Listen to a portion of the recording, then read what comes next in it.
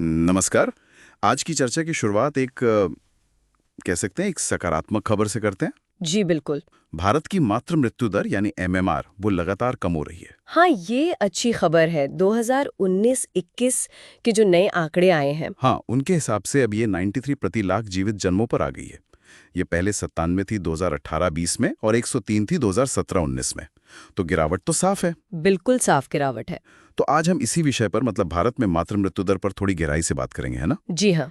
समझेंगे कि ये एमएमआर असल में है क्या, ये नए आंकड़े क्या बता रहे हैं। और ये गिरावट आई कैसे, क्या वजह है, सरकार ने क्या किया और चुनौतियां क्या बाकी हैं। हाँ, और ये सब यूपीएससी की तैयारी करने वालों के लिए भी जरूरी है। मतलब प्रीलिम्स और मेंस दोनों में काम आ सकता है। सही बात है। और आम लोगों के लिए भी जानना जरूरी है। हमारी जानकारी का स्रोत है भारत के महापंजीयक और जनगणना आयुक्त का कार्यालय। जी, उनके नवीनतम आंकड़े। तो चलिए बात करते हैं। ये 93 का आंकड़ा, जैसा हमने कहा, एक महत्वपूर्ण सुधार है। बिल्कुल, ये एक अहम प्रगति है।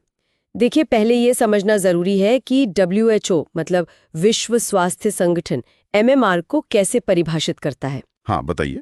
तो WHO के अनुसार ये गर्भावस्था के दौरान या बच्चे के जन्म के 42 दिनों के अंदर किसी भी कारण से जो गर्भावस्था या उसके प्रबंधन से जुड़ा हो, उससे होने वाली माताओं की मृत्यु की संख्या है और इसे प्रति 1 लाख जीवित जन्मों पर मापा जाता है। अच्छा, और वो सतत विकास लक्ष्य SDGs। जी हाँ, SDGs का लक्ष्य है 2030 तक दुनिया भर में एमएमआर को 70 से नीचे लाना। तो भारत का ये जो रुझान है वो उस दिशा में एक कदम तो है, पर हाँ, मंजिल अभी दूर है। और जैसा आपने पहले इशारा किया, ये राष्ट्रीय औसत पूरी तस्वीर नहीं दिखाता, है ना? बिल्कुल नहीं। राज्यों के बीच बहुत ज्यादा असमानता है। हाँ, मैंने आंकड़े देखे। मध्य प्रदेश में 175, असम में 167, उत्तर प्रदेश में 151। ये तो राष्ट्रीय औसत 93 से बहुत ज्यादा है। जी, ये दिखाता है कि कुछ राज्यों में स्थिति अभी भी बहुत गंभीर है। इसके पीछे कई कारण हो सकते हैं।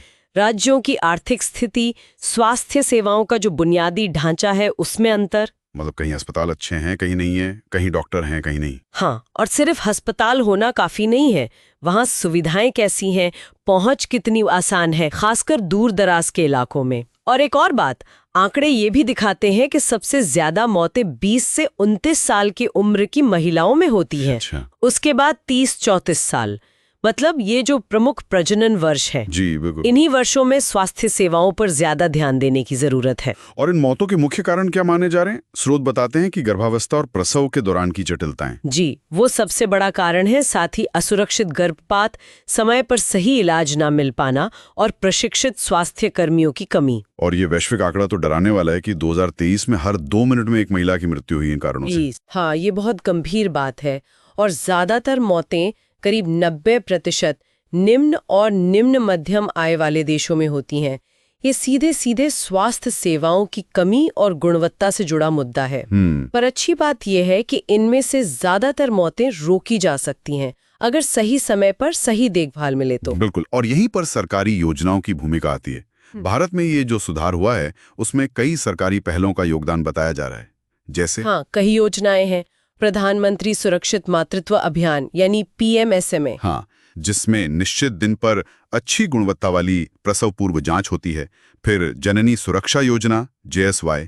जी, जो अस्पतालों में डिलीवरी को बढ़ावा देती है ताकि प्रशिक्षित लोगों की देखरेख में हो। और आयुष्मान भारत के हेल्थ एंड वेलनेस सेंटर भी हैं जो प्राथमिक स्वास्थ्य सेवाएं दे रहे हैं। और पोषण अभियान भी। बिल्कुल, ये सारी योजनाएं मिलकर काम कर रही हैं। जैसे JSY सीधे सीधे संस्थागत प्रसव और प्रशिक्षित देखभाल तक पहुंच बढ़ाती है। PSMA में समय पर दिक्कतों को पहचानने में मदद करता है। पोषण अभियान मां के स्वास्थ्य को बेहतर बनाता है। तो ये एक मल्टी डायमेंशनल अप्रोच है। ये तो अच्छी बात है कि सरकार कई तरफ से कोशिश कर रही है, लेकिन फिर भी चुनौतियां तो हैं, जैसा हमने राज्यों के आंकड़ों में देखा। हाँ, चुनौतियां अभी काफी हैं। कुछ राज्यों में MMR अभी भी बहुत ज्यादा है, खासकर जो आर्थिक रूप से उतने मजबूत नहीं है। और ग्रामीण और दूर के इलाकों में वहां आपातकालीन देखभाल की क्या स्थिति है? वो एक बड़ी समस्या है। इमरजेंसी में खासकर प्रसूति के समय तुरंत अच्छी देखभाल मिलना मुश्किल हो जाता है। और फिर जागरूकता की कमी भी है। हाँ, मतलब हाशिए पर जो समुदाय हैं उन तक शायद योजनाओं की जानकारी या स्वास्थ्य सेवाओं का लाभ ठीक से नहीं पहुंच पाता। 2030 तक SDG लक्ष्य हासिल करना है और इस प्रगति को बनाए रखना है। और यूपीएससी के लिहाज से देखें तो ये सीधे सीधे स्वास्थ्य, समानता, समावेशी विकास, गवर्नेंस, इन सब विषयों से जुड़ता है। सही कहा। क्षेत्रीय असमानता को कम करना और सेवाओं की गुणवत्ता सुधारना ये प्राथमिकता होनी चाहिए। जी। तो अगर हम संक्षेप में कहें तो भारत ने एमएमआर कम करने में अच्छी प्रगति की है, पर अभी काफी काम बाकी है। राज्यों के बीच असमानता एक बड़ी चिंता है। स्वास्थ्य सेवाओं की पहुंच और गुणवत्ता में सुधार की जरूरत है और जागरूकता बढ़ानी होगी। बिल्कुल सही। सरकारी पहले सही दिशा में है, पर उन्हें और मजबूत और प्रभावी बनाने की जरूरत है। और श्रोताओं के लिए एक सवाल छोड़कर जाते हैं, सोचिएगा इस पर।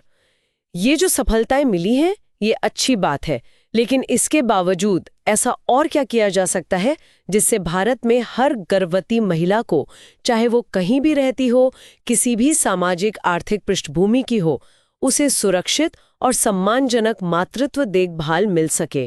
ये बहुत जरूरी सवाल है। तो यूपीएससी की तैयारी कर रहे अभ्यर्थियों और हमारे सभी जागरूक श्रोताओं से अनुरोध है कि अगर आपको ये चर्चा उपयोगी लगी हो तो इसे लाइक करें, चैनल को सब्सक्राइब करें, और आपके कोई प्रश्न हो या आप भविष्य में किसी और विषय पर चर्चा सुनना चाहें तो नीचे टिप्पणी में जरूर बताएं। धन्यवाद।